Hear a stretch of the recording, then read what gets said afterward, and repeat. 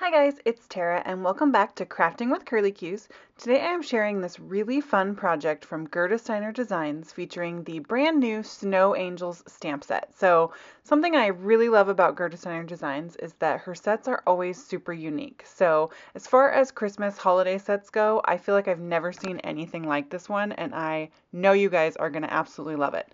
So I started with a piece of distress watercolor cardstock and I trimmed it down to be just barely smaller than the front of an A2 card base because I want just a little tiny bit of this red card base to show around the outside.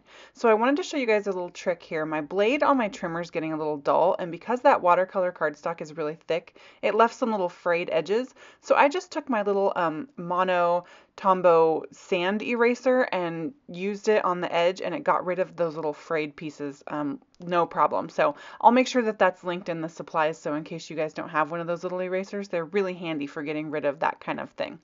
So I'm using this Echo Park stencil that's one of my absolute favorites because to me it looks like falling snow, and it could be anything, but it's just these random dots, and I just use it for all kinds of different stuff. So I am going to be doing a technique, excuse me, that I did on a video a little bit ago, where I am going to be putting some glitter on this stencil. So first I'm starting with my multi-medium matte, and I am, as you can see, using it just like texture paste and putting it all over this stencil. So this is a glue that dries clear and matte, and I used it as though it were texture paste and put it through the middle of the stencil, and it's absolutely perfect. You can't even, like, it works so well, guys. It blows my mind. And then I'm using this brand new glitter from Nuvo, Tonic Studios, this Nuvo line. So pretty. This is the diamond sheen, so it's like a clear iridescent. It's just super, super pretty. And I am dumping that all over this stenciled design. So now I have a sparkly falling snow background. And you can see how easy it is to get all that glitter back in the bottle when you use a coffee filter to catch all the excess. So I'm going to set that background aside to dry and let it dry for a while. So the reason that I used watercolor cardstock on that is just because it's thicker and it absorbs moisture better. So I thought that it would stand up to all the glue a little bit better and not like have any warping or anything like that. So no worries on that. It worked perfectly well. I wanted to show you guys, I don't usually keep my cleaning up steps in here, but using the multimedia mat on top of the stencil and stuff, I wanted to show you guys how easy it is to clean up with just a baby wipe and a paper towel. So here's that adorable snow angel set. You can see it comes with Santa and a reindeer and a snowman and all kinds of different critters making snow angels in the snow. Like, how stinking cute is that? It's like so much fun. I absolutely love it. And then it's got a couple great sentiments and like some footprints to put in the snow. It's just a fabulous stamp set. So I am stamping on some Neenah 110 pound solar white cardstock, and I'm using Simon Says Stamp Intense Black ink because I am going to be doing some Copic coloring. And I wanted Santa to have his little hat on. It comes as a separate stamp, which is kind of cool because you can separate it out. So I just did a little bit of simple masking to go ahead and put the hat on the little Santa for his little snow angel there. And then I stamped the bird and the gingerbread man also. So now I'm going to be doing my Copic coloring. And this is just some pretty basic Copic coloring, although I will say, after I say that it was pretty basic, I had a heck of a time with my reds. I don't know what the deal is. Red for me is one of the hardest colors to Copic with. Like, I don't know, I can't ever get the tone that I want, and the red colors tend to bleed pretty badly.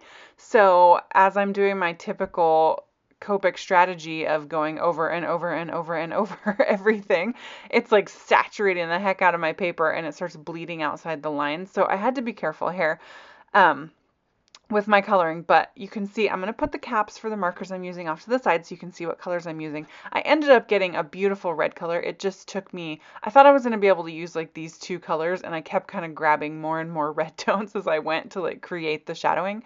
And then I ended up pretty much not even using that R24. I like covered it up with all the darker colors because I was like, that is too light. I don't want it. I think I used it a little tiny bit at the bottom of his jacket.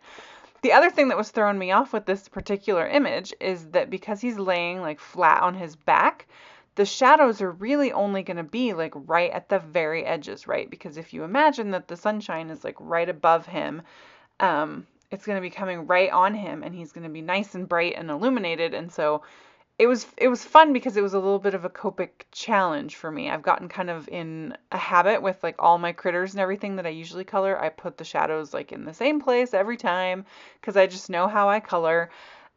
which is totally great. But this one just kind of threw me for a loop because it was just a little bit different. And I actually had the presence of mind to think about like, okay, so he's laying flat on his back. There's not going to be a whole lot of shadowing.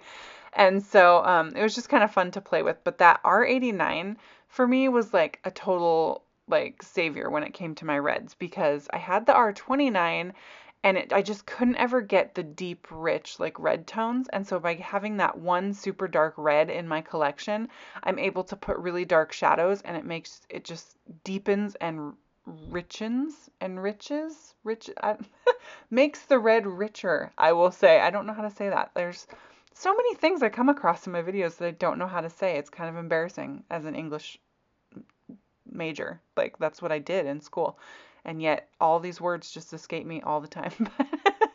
Anywho, the dark red is nice to have in your collection is the moral of that story.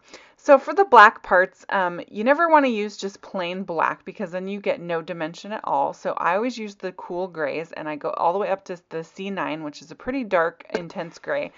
And that way you get some good shadowing and you can still get the impression that his gloves and his boots and his belt are black, but you see the highlights where the sunshine would be, which is awesome.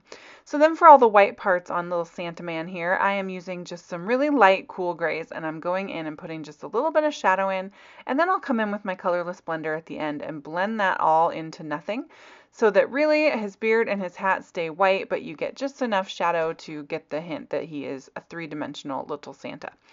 So on this little birdie, I originally was going to color this little birdie blue because it seemed like a blue bird was appropriate, but because I chose the red card base, which I was also going to choose a blue card base to start, and I don't know, my hand just went to the red. Like, does that ever happen to you guys? Like, excuse me, I got a frog in my throat. Like you think you have a plan and then you start and it's like your body and your mind and your creativity just take over and you just do something completely different than you thought you were going to do and it works out great. So I reached for the blue cardstock and my hand just like a magnet like sucked over to the red. And I was like, okay, I guess I'm doing a red card base. So because of the red card base, I decided to make the little bird like a cardinal and keep him red and then make these little stripes on the Gingerbread Man red and tie everything back in to coordinate with that card base. So that was just kind of my thought on the red there. So I put while I had my reds out, I did the red on the Gingerbread Man. And now I'm going to go back and finish my birdie. So he had a little bit more shadows because his wings were kind of tucked back. So I felt a little bit more comfortable with my red coloring on the bird. Although you can't get pink cheeks on a red bird. It was kind of a bummer. I was like, I can't get my sweet little pink cheeks that I'm used to getting, but that's okay. You still know that he's a darling little bird. Although his eyebrows look a little bit stressed. That bird looks like maybe he's cold or something. He needs a scarf because he's making snow angels. Anyway, Gingerbread Man. I'm going to color him in some tones of brown. You guys can tell it's like totally one of those days. We are having like this insane storm up here in the Pacific Northwest. So tonight is my Maroon 5 concert. So if you watched my Curly Q&A, you know I'm super stoked. I'm going to see Maroon 5 tonight and I'm really excited. My sister's coming into town. I'm going with a bunch of girlfriends. It's just going to be a blast. But we have to drive about an hour and a half to get there up to Portland, which normally no big deal, right? Like not even a problem. But it is pouring, guys. Like it is so rainy outside and there's supposed to be like 40-mile-an-hour wind gusts, and it's only supposed to get worse, and so it should be interesting. I'm hoping that the drive is not too scary, but anyway, I'll get back to my card now, I promise. You guys probably didn't tune into this video to hear about my Maroon 5 concert. So, Gingerbread Man, I used 4 different shades of brown, and I made him nice and light in the middle, so again, looks like that sunshine's coming down right on top of him. And now that they're all colored, I'm going to go in and do a little bit of coloring on the snow. So I'm taking some super light blues. I've got my B01, and I'm going exactly over the lines that are on the image. So the lines are there to indicate the snow angel spots. And I am just coloring right over them with the slightly darker shade, and then I'm coming in with that super, super light B000, and I'm just kind of blending those lines out a little bit, and I'm not taking care to be super precise with this at all. I'm like not stressed about it. It's such a light tone, you're barely going to be able to see it, and then I'm going to take the colorless blender and make the edges disappear even more. So again, I'm not super stressed. And then I'm going to be doing kind of another technique over the top of this. So this is really just to give it a little bit of attention, draw some, like draw your eye, make it seem like I didn't like forget about the snow. But the cool part comes later. So now I've got these 3 circle die cuts, and I am going to place them over each of my images. So you can see now why I chose the images that I did, because they fit perfectly inside these little circle bubbles. And I'm just going to run that through my Big Shot machine. And now I've got all of my little images cut out in these super cute little circles that are nice and individual and staggered sizes, and I just think they're so fun. And these circle dies are stitched, so I've got the really cute little stitched border around the outside. And now I'm going to do the fun extra technique. So I've squirted some multimedia matte onto just a piece of scrap paper, and I'm taking a makeup sponge, and I am just using the very corner of that makeup sponge to apply a little bit of this multimedia matte on top of those snow lines. And then I'm going to come back in with my same super sparkly Nuvo glitter and just sprinkle it over the top of these snow lines. And I'm doing this because, first of all, glitter everywhere is always the best choice. And second, we established with the background that the snow in this land is sparkly. So we got to have some sparkle on the snow, right? So now I'm going to start assembling my card. I wanted to get that sparkly background on there, and this just sat aside and dried while I colored my images. So it probably took me 20-25 minutes to color all those images. So it was perfectly dry by the time I went back to do this. So just an idea of how long it takes for that glitter technique to dry. Of course, these are small areas of glue, so if you had like bigger open spaces in your stencil, you might want to let it dry a little bit longer. So I went ahead and heat embossed one of the sentiments that comes in the stamp set on some of the same red cardstock that I made the card base out of. And now I'm kind of trying to figure out where I want to put that sentiment strip. So I am going to go ahead and pop that up right in the middle. Sorry, my little fuzzy hairs keep getting in the way here. I've got my camera up so high now so that I can take in my whole work surface, which is amazing, but I'm still learning how far in I can lean while I'm working and not get my big old noggin in the frame there. So now I'm figuring out where I can put these little bubbles and have them kind of slightly overlap that sentiment strip, but really be more in the background. And I love that it ended up that Santa kind of gets to be the star of the show up at the top, and then you get his two little friends that are making snow angels with him here down at the bottom. I think it's really fun. I love that the whole card is pretty much just white, but you get the contrast of the bubbles and then the sparkly snow. I just think it's so much fun. It makes me want to go make snow angels. I mean, we probably won't get that much snow here, but if we do, I'm making snow angels, and I'm inspired by Gerda Steiner Designs to do that. So just, I'll post pictures for sure of my snow angel adventures if we get to that point this year. So I'm taking my white gel pen here, and I'm just adding a little bit of white detail. I like to add a little bit of white highlight. I think it makes the images look more like cartoons and kind of fun and whimsical, which we all know how I feel about the whimsy. So that is all I really did to embellish this card, though, because it has so much extra sparkle.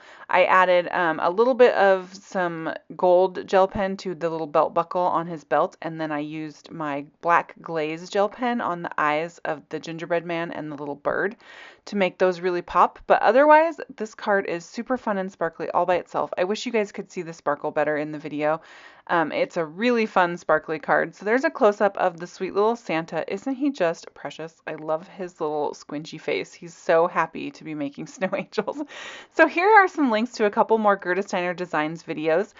You can also subscribe to my YouTube channel and visit my blog. All supplies are linked below, as well as over at my blog, and you can join me on Facebook, Pinterest, and Instagram. Thank you guys so much for joining me. Have a great day. Bye.